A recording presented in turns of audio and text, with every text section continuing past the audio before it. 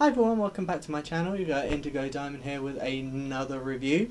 This time we're going to be talking about the latest episode of Season 13 of RuPaul's Drag Race US.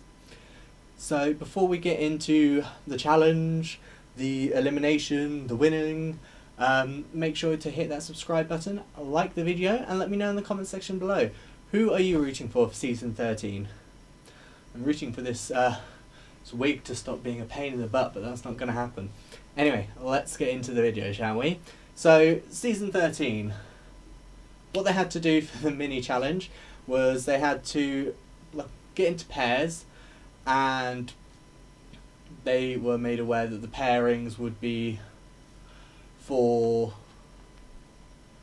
Were they made aware that the pairings had to get into... I don't know. Well, anyway, they got into pairs, and the pairs were the pairs that they had for the mini challenge and the maxi challenge. I'm pretty sure, yeah. So, but Gottmik got to pick which pair she wanted to go with, so she ended up with Tina Burner and Candy Muse. They had to create an outfit made from like wallpaper, and then they had to model it in front of a wall of that wallpaper. So, yeah, I mean, it was alright. Meh. Elliot with 2 T's and Tamisha Amon won that challenge. I think fair. I mean, they did quite a good job with their outfit. Mini challenge done. Going on to the main challenge this week, they had to essentially do a disco dancing challenge, essentially. So they each got assigned an era of disco, which was great. It was great to watch Ru ask everyone what they knew of disco, and everyone sort of go, nothing. That was great fun. The main challenge itself, it's alright. There are a few that were kind of a bit like, oh, you know, what are you doing? So poor Candy Muse didn't do so well. Tamisha Amon, I think, did alright. You know, it wasn't too bad. Utica, again, I love that she's quirky, but this wasn't really the challenge to kind of be like, oh, look at what I'm doing. Especially considering how much RuPaul loves disco. It's probably a bad move to do that, isn't it? A little bit. So, but, you know, everyone did alright. I don't think there was any like particularly like really bad. You know, they all still sort of managed to scrape through it. Simone and Lala Ri, I think, did really well in their Disco Sucks. So Olivia Lux, that hair, just that hair and the way she moved that hair was amazing. We also got a really nice emotional moment from Olivia Lux where she was saying about how she used to be really overweight. I can relate. And how her mother took her to the doctors, and the doctors used the O word for obese, and her mum was essentially like, oh, you know, we have to do something about this. So I feel her. I'm still on that journey at the moment. I have now for 3 weeks in a row, I think. So Monday to Friday I've been after I finish my actual job, I go, because I'm working from home at the moment anyway, I go down into the living room, do an hour of exercise playing Just Dance on the Switch, you know, because at least then I'm enjoying my exercise, because otherwise I won't do it. And last week I actually started as well, Monday to Friday, cutting out fizzy drinks, and I just have squash, but the squash I do have is sugar free as well, so because I can't just drink water because I need that flavour, so at least it's sugar free, that's alright. But yeah, so I'm on that journey. I'm starting to lose weight. Like, this dress fits me better than it did. I think actually there's a bit more room in here than there was even last week, only a little bit, but it's going to take time. So I'm on that journey. It's nice to see that Olivia Lux is someone that has gotten through that journey, and, you know, she's happy for it. And I mean, I watched the pit stop with Trixie Mattel, and she was joined by Rock'em Sakura this week, who I have a massive crush on and did from season 12. So, but you know, Trixie said on that, you know, she loves Olivia Lux at the size she is.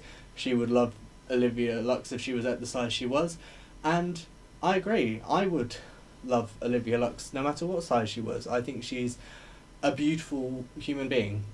You know, she lights up a room, and that's her attitude and her smile. It's got nothing to do with her weight. But I am happy that Olivia is happy with the size she is. I think that's great. I am doing my best to get to the size that I'll be happy at. But it's a work in progress. We'll get there eventually. I'm doing my thing. It's working. That's where we start at. But it was nice to have that sort of vulnerable moment with Olivia Lux in the workroom, and then see her kill it on stage, and then leading to her winning the challenge. You know, Olivia Lux has now got her first win, so she is moving up to join Gottmik in second place, because I believe they've now both got 1 point, and Simone, I think, still has 2. So, you know, that's nice to see her joining the leaderboard. I say joining the leaderboard, but she was already on. I mean, they're all on the leaderboard, but as in, like, get a point. You know what I mean. Stop being at 0. So the bottom 2 this week, unfortunately, was Candy Muse and Tamisha Iman. I do think they were probably the weakest. You know, especially, like, from the challenge itself, they didn't do overly well, and then the runway theme, which was Little Black Dress. To be fair, I didn't like a lot of these. Elliot with 2 T's looked really beautiful and really womanly, but it was very basic for Drag Race, so, you know, I think that cost her a win. Olivia Lux, beautiful short black dress with really big hair again, looked amazing. Didn't like Rosé's. She had, like, black dress, but then she had, like, grey, like, tulle coming out all over, and it was just like, where's your neck? Like, I can't see your neck at all. Tamisha Iman's, again, was quite basic, and the ruffles were kind of, like, all a bit front heavy. In her Watch Your Packing, she had said that it wasn't actually finished. That'll be why. Candy Muse, I like the idea. So she wore this, like, it was made out of, like, a canvas paper, I think, which I don't think helped because it didn't look right when she walked in it. It was, like, bunching in the wrong places and just didn't look very good. Also, it's called Little Black Dress, and a lot of it was white because you have the canvas paper and then the black dress drawn on it. I like the concept, I just think the execution could have been better. Gottmik came out with literally a little black dress just covering her private area and then just a couple of things on her chest. I was not a fan of this look. I kind of like the idea because it's like little black dress and you're literally just wearing like this tiny black dress. But I don't like the things on the boobs. Just me, I don't know. Maybe I'm just not fashiony enough for this sort of thing. Lala Ree's was alright. It did just kind of look like it was supposed to be a t-shirt. It didn't really come down far enough. Simone's, I didn't necessarily get little black dress from it. I more got beachwear. But have I missed anyone?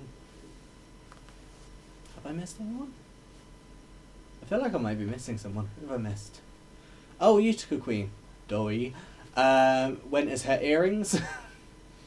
Now, when I first saw her, I was like, I don't mind it, but I didn't like the fact that she was like all covered in gold. And then like the judges asked her about it and she's like, my earrings. And I was like, I love the way she said that. But at the same time, I was like, I did not get that until you said it and showed the earrings and then I saw the bit on the head. The judges didn't get it. That's not a good sign. Also, okay. I mean, I love Utica Queen. I just want to give Utica Queen a hug and be friends with her, and I think we would just be a bit loopy together, if I'm honest. But yeah, I mean, it was a bit of a hit or miss runway, if I'm honest. But yeah, Candy Muse and Tamisha Iman end up in the bottom 2. I think they both did a fantastic job. I think it probably could have easily been a double stay, considering how many queens are left. I'm kind of glad it wasn't, because we still got loads of people left at this point. But yeah, Candy Muse ends up staying. She breaks into tears, and unfortunately that means we have to say goodbye to Tamisha Iman. I'm very sad to see her go. especially after hearing the story of how she fought so hard to get here. You know, she was cast on season 12, but then ended up with cancer, so she couldn't do it. And, you know, then she's, like, fought to, like, be able to walk and that again and everything. It's a very sad, emotional story, so it's really nice to see her get back here. It's a shame that she wasn't able to make it as far as I think a lot of people did. I think a lot of us saw her potentially getting to the end. But, you know, as she said in a watch packing, there's always All Stars. And I'm hoping by the time she gets a call to go to All Stars that she's going to be fit and ready to just smash it.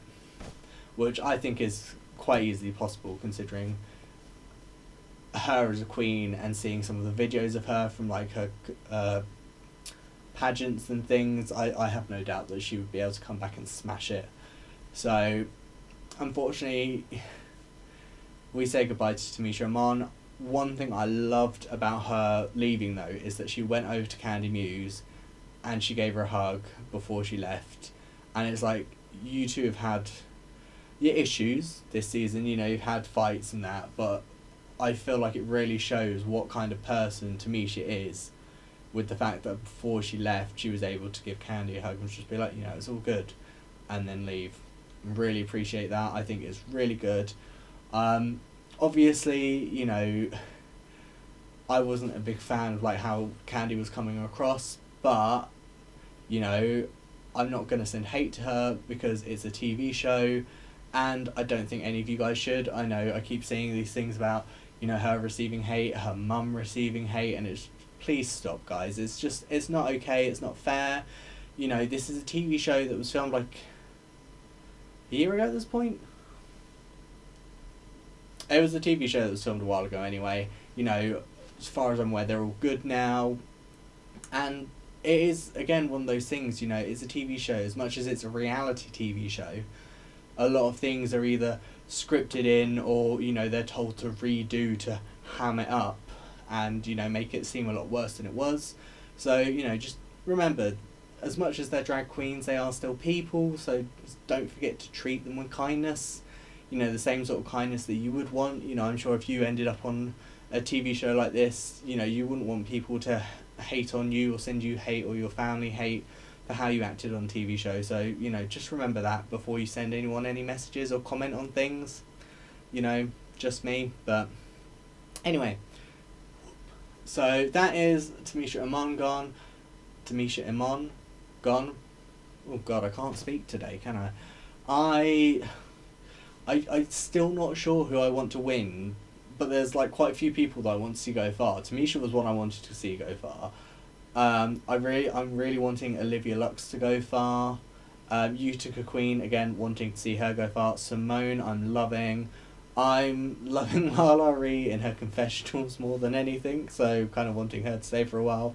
But let me know in the comment section below, who are you rooting for? Who do you want to go all the way to the end? Are you sad that Tamisha Iman's gone? I'm sad that she's gone. And while you're there leaving a comment, if you leave a comment, even if you don't leave a comment, don't forget to hit that subscribe button to let you know about when I'm doing more videos. I've got socials, Twitter, I've got a Facebook page, and obviously Instagram. Links to them are always in the description, so feel free to drop me a follow, say hi. I will say hi back.